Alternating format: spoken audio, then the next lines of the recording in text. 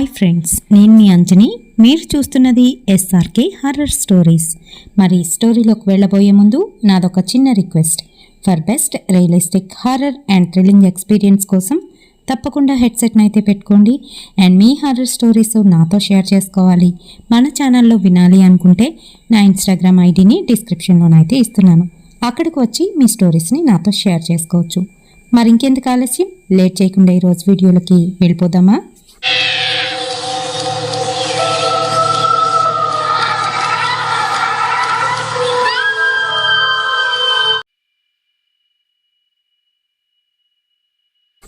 జోయా ఒక పెద్ద ఐటీ కంపెనీలోని జాబ్ అయితే చేస్తుంది. మరి తన చిన్నప్పటి నుంచి చాలా తెలివితేటలు, అందం అనుకోగల అమ్మాయి. అయితే తను చిన్నప్పటి నుంచి కూడాను మంచి జాబ్లో సెటిల్ అవ్వాలని తన కోరిక. అలానే మరి బాగా చదువుకొని ఆ జాబ్ అయితే తెచ్చుకుంది. కానీ పెళ్ళైన తర్వాత తన భర్త ఇర్ఫాన్కి మటుకు తను జాబ్ చేయడం అస్సలు నచ్చేది కాదు. దానికి కారణం జోయా అందమే. అదిని ఇంకా జోయా తనని ఎక్కడ డామినేట్ చేస్తుందా అని భయం కూడాను. మనలోని ఎవరు కూడాను పెళ్ళైన తర్వాత జాబ్స్ చెయ్యరు.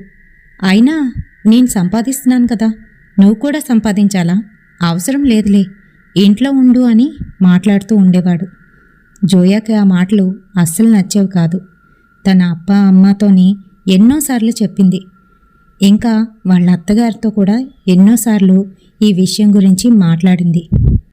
కానీ వాళ్ళ అత్తగారు కూడాను తను జాబ్ చేయడం నచ్చేది కాదు. అందుకనే మరి మొత్తానికి చిలికి గాలివాన్లా మారి తన మ్యారిటల్ లైఫ్కే ఇబ్బంది అయితే వచ్చింది. అలానే వాళ్ళిద్దరూ విడిపోవడం కూడా జరిగిపోయింది 6 months బ్యాక్. అయితే జోయా మటుకు ఇంకా అందులో నుంచి బయటపడలేకపోతుంది. తన లైఫ్ ఎందుకు ఇలా అయిపోయిందా అని బాధపడుతూ ఉంది. వాళ్ళ అమ్మ నాన్నతో కాకుండా వేరొక దగ్గర రూమ్ తీసుకొని అయితే ఉంది. వాళ్ళ అమ్మ నాన్న వాళ్ళ ఊర్లోనైతే ఉన్నారు. వచ్చేమని అంటున్నా వద్దొద్దు, నా జాబ్కి అన్నిటికీ ఇబ్బంది అవుతుంది, నేను ఇక్కడే ఉంటాను, కావాలంటే అమ్మి అప్ప మీరిద్దరూ ఇక్కడికి వచ్చేయండి అని చెప్తూ ఉండేది. మరి ఆ రోజు మంగళవారం తన పనులన్నీ పూర్తి చేసుకొని ల్యాప్టాప్ ముందు పెట్టుకొని వర్క్ అయితే చేసుకుంటుంది. కానీ ఇదివరకట్లా తను ఫాస్ట్గా వర్క్ కంప్లీట్ చేయలేకపోతుంది. పూర్తిగాను ధ్యాస అయితే ఉండట్లేదు. తన ధ్యాస అంతా ఇర్ఫాను నన్ను ఎందుకు వదిలేశాడు, నాలో ఏం తక్కువ, కనీసం ఒక్కసారి కాకపోతే ఒక్కసారైనా నేను ఆయనకి గుర్తుకు రావట్లేదా అని బాధపడుతూ ఉండేది. అయితే మరి వర్క్ కంప్లీట్ చేసుకొని పడుకుందామని ప్రయత్నిస్తుంది, కానీ నిద్ర మటుకు పట్టడం లేదు. ఈలోగా సమీరా కాల్ చేసింది. జోయా, ఏం చేస్తున్నావు, వర్క్ కంప్లీట్ చేసేసావా అని అడుగుతుంది. ఇంకా కొంచెం ఉంది, నాకు బాగా నీరసంగా అనిపించి పడుకున్నానే అని చెప్తుంది. నువ్వు ఈ మధ్య చాలా డిలే చేస్తున్నావు, ఇలా అయితే మనకి ప్రాబ్లం వచ్చేస్తుంది, టైంకి మనం సబ్మిట్ చేయలేం, త్వరగా కంప్లీట్ చేయవే అని చెప్తుంది. సరే చేస్తానులే, నువ్వేం కంగారు పడుకు అని అంటూ ఉంటే, ఆంటీకి అంకుల్కి కాల్ చేసి మాట్లాడావా అని అడుగుతుంది. లేదే, నాకు బాగా నీరసంగా అనిపిస్తుంది అని జోయా చెప్తుంటే, ఇది నీరసంలా అనిపించట్లేదు, నువ్వు మళ్ళీ ఆ ఇర్ఫాన్నే తలుచుకొని బాధపడుతున్నట్టుగా అనిపిస్తుంది, అందుకే చెప్తున్నాను, మనిద్దరం కలిసి ఏదైనా ఒక ట్రిప్ వేసుకుందాం, సరదాగా వెళ్ళి రావచ్చు, నీకు కూడా కొంచెం బాగుంటుంది, మైండ్ రీసెట్ అవుతుందే అని చెప్తుంది. ఈలోగా జోయా వాళ్ళ అమ్మ నాన్న కూడా కాల్ చేస్తున్నారు. సరే అమ్మ నాన్న కాల్లోకి వచ్చారు, మాట్లాడతానంటూ తనైతే కాల్ కట్ చేసింది. వాళ్ళు వీడియో కాల్ అయితే చేశారు. ఏం తల్లి, ఎలా ఉన్నావు, అంతా బాగానే ఉందిగా, ఇక్కడికి వచ్చి మాతో ఉండమంటే ఉండవు, నువ్వు అక్కడెక్కడో ఉంటే మాకెలా ఉంటుందో తెలుసా అని వాళ్ళ అమ్మ అయితే అంటుంది. అదేం లేదమ్మా, నేను ఇక్కడ హ్యాపీగా ఉన్నాను, అంతా మర్చిపోయాను, చూడిదిగో వర్క్ కూడా చేసుకుంటున్నాను, నాకేం ఇబ్బంది లేదు అని పైకైతే చెప్తుంది. కానీ తన మనసులోని మటుకు భారం అలానే ఉంది. వాళ్ళ నాన్న ఏం మాట్లాడకుండా అలానే జోయా కాస్ అయితే చూస్తున్నాడు. జోయా చిన్నప్పటి నుంచి తనకి ఎంత కష్టం వచ్చినా వాళ్లతోనైతే చెప్పేది కాదు. తను అది సార్ట్ అవుట్ చేసుకుని అప్పుడు వీళ్ళకైతే చెప్పేది. మరి ఇప్పుడు కూడా అలానే చేస్తుందని అర్థం చేసుకున్నాడు. సరే తల్లి, పడుకో, తొందరగా వర్క్ కంప్లీట్ చేసి పడుకో అని చెప్తున్నాడు. ఇంకా తను ఆ రోజైతే వర్క్ కంప్లీట్ చేయలేకపోయింది.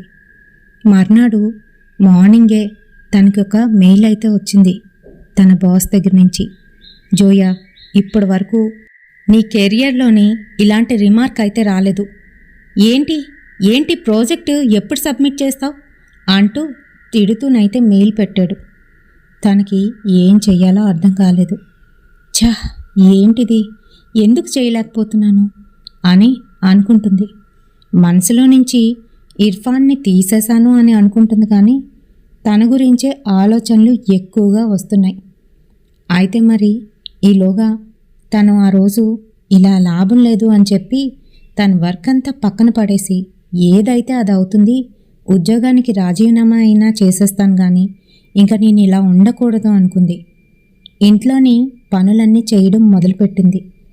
అంతేగా చాలామంది, అంటే మన ఆడవాళ్ళలోని హార్మోనల్ ఇంబ్యాలెన్స్ అయినప్పుడు మనం చేసే పనులివే. కొంతమంది ఓవర్గా ఫుడ్ తినేస్తూ ఉంటారు.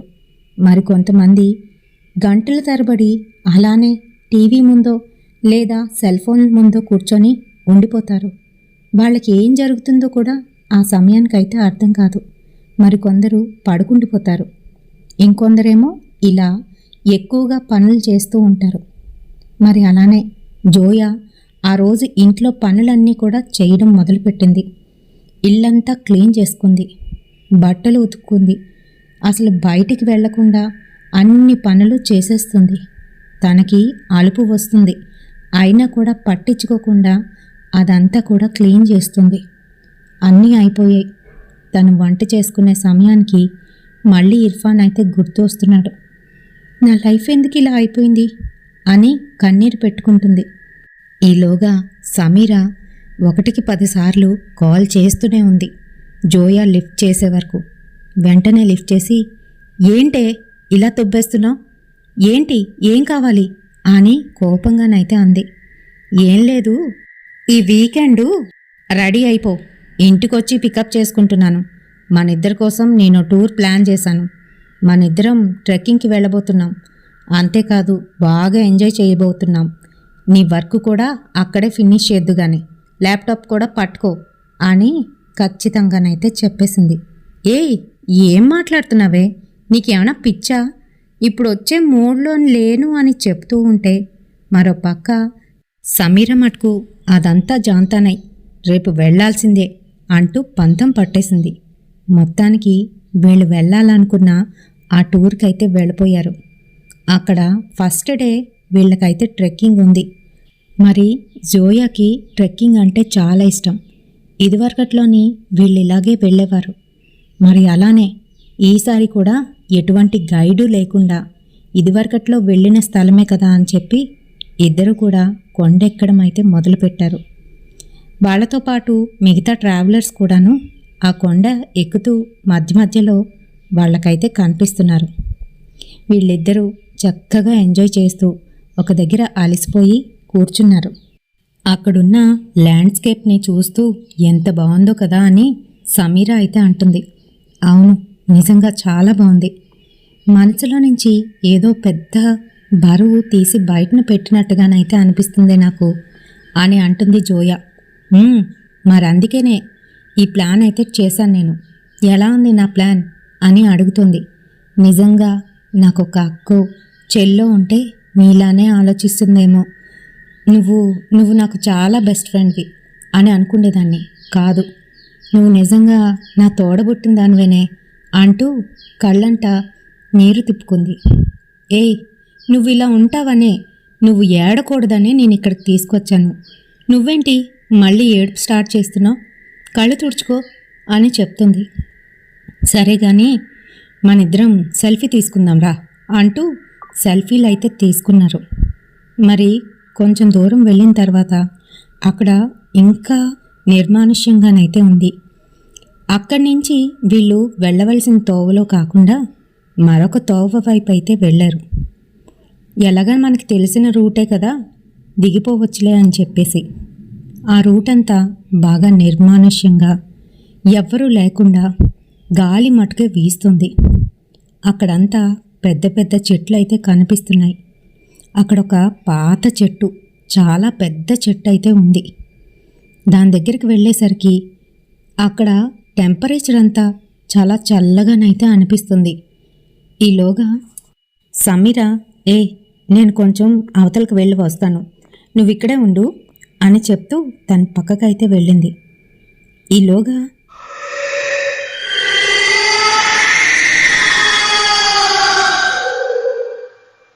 ఎవరో గట్టిగా అరిచినట్టుగానైతే వినిపించింది జోయాకి. అది కూడా ఒక మగ గొంతు. తను షాక్ అయి చుట్టూ అంతా చూసింది, కానీ అది గాలి అని అనుకుంది. సరే, ఇంకా అక్కడ చెట్టు దగ్గరికి వెళ్ళి భలే ఉంది ఈ చెట్టు అంటూ తను సెల్ఫీలు అయితే తీసుకుంది. ఈలోగా తనకి కూడా నేచర్ కాల్ అయితే వస్తుంది. ఇంకా ఆ చెట్టు అవతలకు వెళ్ళి తనైతే కూర్చుంది.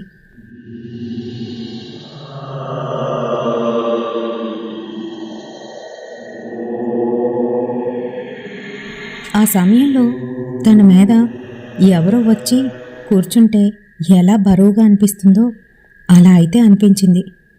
తనకి ఉన్నట్టుండి అలా అనిపించేసరికి ఒక్కసారిగా లేచి నించుంది. ఏంటిది అని చుట్టూ అంతా చూసుకుంది. ఈలోగా సమీర గట్టిగా అరుస్తూ, జోయా, ఎక్కడున్నావు అని అంటుంది. నేనిక్కడే ఉన్నానే, కంగారు పడకు అంటూ తన దగ్గరికైతే వెళ్ళింది. ఏంటి, ఏం జరిగింది, అంత కంగారు పడిపోతున్నావు? ఇక్కడే ఉంటాను కదా అని చెప్తుంది. కాదు, నేను అవతలకు వెళ్ళాను కదా, ఆ సమయంలో ఏదో ఒక నల్లటి పొగలాంటిది ఇక్కడ తిరుగుతున్నట్టుగానైతే అనిపించిందే, అందుకే భయం వేసి నువ్వెక్కడున్నావా అని చూసుకుంటూ వస్తున్నాను అని అంటుంది. అవునా, అదేం లేదు, బాగానే ఉన్నాను నేను, పద అంటూ ఇద్దరూ కలిసి బ్యాగులు పట్టుకొని మళ్ళీ వాళ్ళ ట్రెక్కింగ్ అయితే స్టార్ట్ చేశారు. ఈసారి పైకి వెళ్తున్నారు కానీ జోయాకి కాళ్ళు రెండు బరువెక్కిపోయి పిక్కల దగ్గర పట్టేసినట్టుగానైతే అయిపోయింది. ట్రెక్కింగ్లో ఇదంతా సహజం అని అనుకుంది జోయా. కానీ ఒక చోటుకు వెళ్ళేసరికి ఏంటో తన చెవులు రెండు కూడా దిమ్మెక్కిపోయాయి. చెవుల్లో నుంచి గాలి వెళ్ళినట్టు ఒకేసారి తన చెవులు సరిగ్గా వినిపించకుండానైతే అయిపోయింది. తను ఏంటి ఈరోజు ఇలా అవుతుంది అని అనుకుంది. ఇంకా పైకి వెళ్ళిన తర్వాత జోయా బాగా నీరసంగా అనిపిస్తోంది. తను ఎంజాయ్ చేయలేకపోతుంది. మొత్తానికి ఎలాగైతేనే ట్రెక్కింగ్ అయితే ఫినిష్ చేసుకున్నారా రోజు. మరి కిందకు వచ్చిన తర్వాత జోయా, నాకేంటో నీరసంగా అనిపిస్తుందే, కాసేపు పడుకుంటాను అని తను రూమ్లోనైతే పడుకుంది లైట్ ఆఫ్ చేసి. ఈలోగా సమీర తన పనులన్నీ చేసుకొని వాష్రూమ్లోకి వెళ్ళి బయటికి వచ్చేసరికి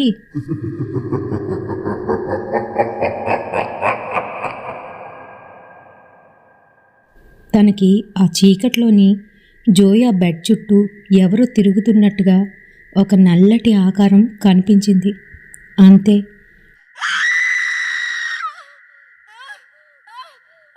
గట్టిగా అరిచేసింది సమీర. ఏమైందే అంటూ తను లేచేసరికి అక్కడ ఎవ్వరూ లేరు.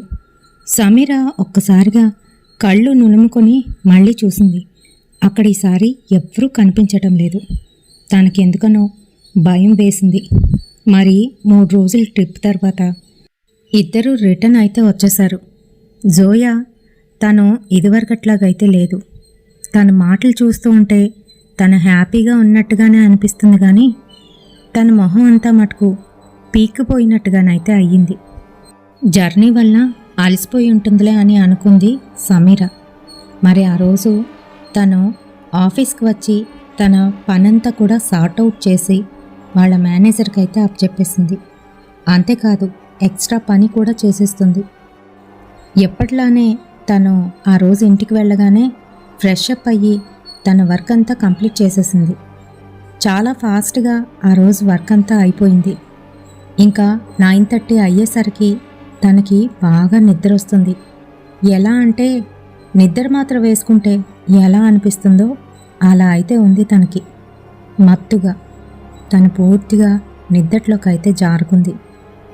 ఈలోగా ఎవరో కాలింగ్ బెల్ అయితే నొక్కుతున్నారు. బా, ఈ టైంలో రావాలా అంటూ నిద్ర మత్తులోనే తను వెళ్ళి తలుపైతే తీసింది. ఎదురుగా తెల్లగా పొడుగ్గా అందమైన వర్చస్సుతో ఒక అబ్బాయి తన్ని చూస్తూ మీరు జోయానే కదా అని అన్నాడు. అవును, మీరెవరు అని అంటుంది. నేను మీ పక్కింట్లోనే అద్దెకి దిగానండి. 2 రోజులు అవుతుంది. మీరు చూడలేదు. నాకు ఓనర్ గారు చెప్పారు మీరు చాలా మంచివారని, ఏదైనా అవసరమైతే మిమ్మల్ని అడగమని అని అంటున్నాడు. తనకు అసలు ఏమీ అర్థం కావట్లేదు. ఎందుకనంటే నిద్ర మత్తు అంతగా ఆవహించేసింది. అయితే మీ పేరేంటి అని అడుగుతుంది. నా పేరు బషీర్ అండి అని చెప్పాడు. ఓ ఓకే, ఇప్పుడేం కావాలి అని నిద్రమత్తులోనైతే అడుగుతుంది. అది నేను వంట చేస్తున్నాను, కొంచెం లేట్ అయ్యింది, నాకు ఆనియన్స్ ఉంటే ఇస్తారా అని అడుగుతున్నాడు. ఆనియన్సా, ఉండండి అని చెప్తూ తను లోపలికి వెళ్ళేసరికి వెనకాతలే తనతో పాటు వచ్చేశాడు. ఆ రాత్రి సమయంలో తను అలా రావడం తనకైతే నచ్చలేదు. కోపంగానైతే చూసింది, కానీ ఏం చేయలేని పరిస్థితి. ఆనియన్స్ తీసి ఇదిగో ఒక 6 ఇస్తున్నాను, సరిపోతాయా అని అడుగుతుంది. చాలా ఎక్కువండి, 6 అవసరం లేదు, 2 తీసుకుంటా, మళ్ళీ రేపు వస్తాను అని అంటున్నాడు. ఏంటి రేపా? రేపు చేంజ్ చేస్తారు, వెళ్ళండి అని చిరాగ్గానైతే అంటుంది. ఊరికినేనండి, సరదాగా అన్నాను అంటూ ఏదో మాట్లాడబోతుంటే ప్లీజ్ నాకు నిద్ర వస్తుంది అంటూ వెళ్ళిపోమని చెప్పి తలుపు వేసేసి తను మళ్ళీ పడుకుంది. నిద్దట్లోని అదే బషీర్ తనకైతే కనిపిస్తున్నాడు. తన నవ్వు, తన వచ్చస్సు తనకి మైండ్లోని అలా ముద్ర పడిపోయింది. అంతేకాదు తన్నే చూస్తూ ప్రేమగానైతే మాట్లాడుతున్నాడు. మీరు చాలా బాగున్నారు, మీ అంత అందగత్తెని నేను ఎప్పుడూ చూడలేదు అని చెప్తున్నాడు. ఇంకా అలానే నిద్దట్లోనైతే ఉంది. తెల్లవారింది, లేచి చూసుకుంది. అదంతా కళ. ఛ, ఏంటేంటో తప్పుగా ఆలోచిస్తున్నానే నేను అని అనుకుంది. మర్నాడు మళ్ళీ ఇంటికి వచ్చేసరికి తన పనులన్నీ కూడా పూర్తి చేసుకొని పడుకోవడానికైతే రెడీ అయిపోయింది. ఆ రోజు కూడా అలానే తనకి వేరంగా నిద్ర అయితే వస్తుంది. తను పడుకుందామనే సమయానికి ఘాటుగా ఒక ఫ్రీగ్రెన్స్ అయితే తన ముక్కుకి తగులుతుంది. అంతేకాదు అది తనలో ఉన్న మత్తుని ఇంకొంచెం ఎక్కువైతే చేస్తుంది. మరి అంతే, మళ్ళీ అలాగే కాలింగ్ బెల్ అయితే మోగింది. మళ్ళీ బషీర్ వచ్చాడు. తనతోని కూర్చొని ఏదేదో మాట్లాడుతున్నాడు. అంతేకాదు మాటి మాటికి తనని ఫ్లర్ట్ చేస్తున్నాడు. అది తెలుసుకున్న జోయా కామ్గానైతే ఉంది. ఎందుకనంటే జోయాకి కూడా తను నచ్చుతున్నాడు ఇప్పుడు. అయితే ఇలా 2-3 రోజులు అయిన తర్వాత ఒకరోజు తెల్లవారుజామునే అసలు ఈ బషీరు అన్నవాడు ఎక్కడ దిగాడు ఏంటి అని తన పక్క రూమ్ అయితే చూసింది. అది బయటన తాళం వేసేసి ఉంది. సరే ఎందుకులే, ఇంకా అందరినీ అడిగితే అనుమానంగా ఉంటుంది అని అనుకుంది. అయితే రోజు తను పడుకునే సమయానికి ఖచ్చితంగా బషీర్ అయితే వస్తున్నాడు. అంతేకాదు తన కలలోకి కూడాను. వాళ్ళిద్దరూ ఒక పెద్ద పూల తోటలో ఉన్నట్టు, ప్రేమించుకుంటున్నట్టు, వారిద్దరూ ఏకమవుతున్నట్టు ఇలా ప్రతిరోజు కల అయితే వస్తుంది. అంతేకాదు తెల్లవారి తను లేచి చూసేసరికి తన వంటి మీద బట్ట సరిగ్గానైతే ఉండట్లేదు. అంతేకాదు తన వంటి మీద అక్కడక్కడ గాయాలైతే కనిపిస్తున్నాయి. తనకసలు ఏమీ అర్థం కావట్లేదు. ఆఫీస్కి వెళ్లకుండా ఇంట్లోనే వర్క్ చేసుకొని వాళ్ళకైతే మెయిల్స్ పంపిస్తుంది. ఇదంతా గమనిస్తున్న సమీర కాల్ చేస్తుంది కానీ సమీర కాల్ని కూడా లిఫ్ట్ చేయడం లేదు. ఖాళీ దొరికితే చాలు జోయా పడుకోవడానికే ప్రయత్నిస్తుంది. పడుకుంటే ఖచ్చితంగా అందులోకి బషీర్ అయితే వస్తున్నాడు. వాళ్ళిద్దరూ అలా కలిసి తిరగడం, అలా ఏకమవడం, ఇదే కళ, ఎప్పుడూ ఇదే కళ. తను వారం రోజులకే చిక్కి శల్యం అయితే అయిపోయింది. అసలు ఏం జరుగుతుందో తనకే అర్థం కావట్లేదు. ఆ వీకెండ్లోని సమీర తను ఎందుకు లిఫ్ట్ చేయట్లేదు తన కాల్ని అని వాళ్ళ ఇంటికైతే వచ్చింది. అప్పుడే చూసింది మరి జోయా పూర్తిగా మారిపోయింది. చిక్కి శల్యంలాగా అయితే అయిపోయింది. అంతేకాదు ఏదేదో మాట్లాడుతుంది. తను ఊరికనే తనలో తాను మాట్లాడుకుంటూ నవ్వుకుంటూ ఏవో పిచ్చి చేష్టలు అయితే చేస్తుంది. ఏయ్, అసలు నీకేమైందే? ఏంటి ఇలా అయిపోయావు? కనీసం అమ్మతో నాన్నతోనైనా మాట్లాడుతున్నావా అని కంగారు పడుతూ అడిగింది సమీర. లేదు, నాకు అసలు టైమే దొరకట్లేదు. నీకొక విషయం చెప్పాలి అంటూ పక్క రూమ్లోని బషీర్ అనే ఒక అబ్బాయి దిగాడని, తనతో చాలా క్లోజ్గా ఉంటున్నాడని విషయం అయితే చెప్పింది. ఓ అవునా అని అక్కడితో ఆగకుండా సమీర వాళ్ళ అమ్మ నాన్నకి కాల్ చేసి విషయం అయితే చెప్పింది. మీరు అర్జెంటుగా రండి ఆంటీ. అంకుల్, నాకు దాన్ని చూస్తుంటే ఎందుకనో భయం వేస్తుంది. ఆ రోజు మేము అక్కడికి వెళ్ళినప్పుడు అంటూ తను ఎదుర్కొన్న ఆ ఎక్స్పీరియన్స్ని అయితే చెప్పింది. తన మంచం చుట్టూ ఏదో ఒక నల్లటి ఆకారం తిరిగింది అనే సంగతి. అంతేకాదు తను ఇలా చిక్కి శల్యం అయిపోయింది వారం రోజులకే అని కూడా చెప్పింది. మరి వెంటనే వాళ్ళ అమ్మ నాన్న అయితే వచ్చారు. మరి జోయా వాళ్ళ నాన్నగారికి వీటి గురించి బాగా తెలుసు. అందుకనే ఆయనకి తెలిసిన ఒక దర్గాకైతే తీసుకువెళ్ళాలి అని అనుకున్నారు. జోయాకి రమ్మని అనకుండా నార్మల్గానే మాట్లాడుతూ అలా బయటికి వెళ్ళొద్దాం రా తల్లి అంటూ వాళ్ళ అమ్మ నాన్న జోయాని ఆ దర్గాకైతే తీసుకువెళ్ళారు. అంతే, దర్గాలోకి రానుగాక రానని మొరాయించింది. ఆ తర్వాత ఏదో ఒకటి చెప్పి లోపలికైతే తన్ని తీసుకువచ్చారు. ఇంకా అక్కడ ఉన్న మౌలానాకి విషయం అయితే చెప్పారు. తను బాబాని తీసుకువచ్చాడు. అతను ఏదో ఒక పవిత్ర జలాన్ని దువా చెప్తూ తన మీదైతే చల్లాడు. అంతే, తన ఒంట్లో నుంచి ఒక నల్లటి పొగ తన ఒళ్ళంతా కాలిపోతున్నట్టు గట్టి గట్టిగా కేకలు వేస్తూ అరుస్తోంది. అక్కడికి సమీర కూడా వచ్చింది. మిగతా మౌలానాలు కూడా అక్కడైతే ఉన్నారు. వాళ్ళందరూ కలిసి తననైతే చుట్టుముట్టి దువా చెప్తూ వాళ్ళు చేయవలసిన ప్రక్రియ మొత్తం చేస్తున్నారు. ముందుగానే సమీర ఇంకా జోయా వాళ్ళ నాన్నగారు కలిసి ఇదంతా ప్లాన్ చేశారు. మరి అంతా పూర్తయింది. వాళ్ళు చెప్పిన విధంగానే జోయాని ఒక పవిత్రమైన ప్రదేశానికి తీసుకువెళ్ళి తన చేతులు రెండు వెనక్కి పెట్టి చేతులు రెండు గట్టిగా కట్టేశారు. అంతేకాదు వాళ్ళందరూ కలిసి జోయా చుట్టుముట్టి ఆ దువ్వ అయితే చదువుతున్నారు. ఒక సీసా అక్కడైతే కనిపిస్తుంది. జోయా గట్టి గట్టిగా అరుస్తోంది, మీరు నన్నేం చేయలేరు అంటూ మగ గొంతుకుతోని. జోయా ఒంట్లోకి ఇబ్లీస్ అనే ఒక జిన్ అయితే వెళ్ళాడు. మరి మీకు ఇదివరకట్లోనే నేను జిన్నుల్లోని ఎన్నో రకాలు ఉన్నాయి అని చెప్పాను కదా, అందులో ఈ ఇబ్లీస్ ఒకడు. వీడు మనుషులు అడిగే ఆ కోరికలు తీరుస్తాడు. అంతేకాకుండా దాని నుంచి వాళ్ళు పతనంలోకి వెళ్ళేటట్టు కూడా చేస్తాడు. వాడి పని అంతే. మరి మనుషులు మట్టితో తయారైతే దేవుడు వాళ్ళని పొగలేని మంటతో తయారు చేశాడు. అది కూడా గురువారం నాడు. అందుకనే వాళ్ళకంత పొగరు. నేను వదలనుగాక వదలను, దీన్ని నరకానికి తీసుకుపోతాను అంటూ గట్టి గట్టిగా అరుస్తున్నాడు.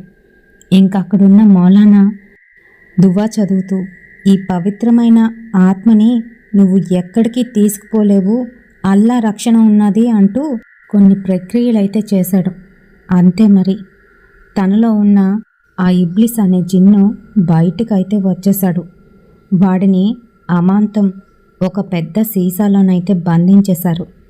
మరి ఇలాంటి జిన్లు ఒక చిరాగ్ అంటే దీపంలో కానీ లేదనంటే ఇలాంటి సీసాల్లో కానీ బంధింపబడితే ఎన్నో సంవత్సరాలు, ఎన్నో ఏళ్ళు వాళ్ళు అందులోనే ఉండిపోతారు. మళ్ళీ పొరపాటున ఎవరి కాలుకో లేదా ఎవరి చేతికో తగిలితేనే బయటికైతే వస్తారు. అంతేకాదు, ఎవరైతే వాళ్ళని రిలీజ్ చేస్తారో వాళ్ళనైతే పట్టుకుంటారు. మరి వీళ్ళు ఎక్కువగాను కారు అడవుల్లోని ఇంకా కొండల మీద, పాత చెట్ల మీద వీటి నివాసం అయితే ఉంటుంది. వాటి మటుకు అవి ఉంటాయి. పొరపాటున అక్కడికి మనం వెళ్తే మటుకు మన వెనకాతలే వస్తాయి. మరి అలానే జోయా వెనకాతలైతే వచ్చాడు ఈ జిన్.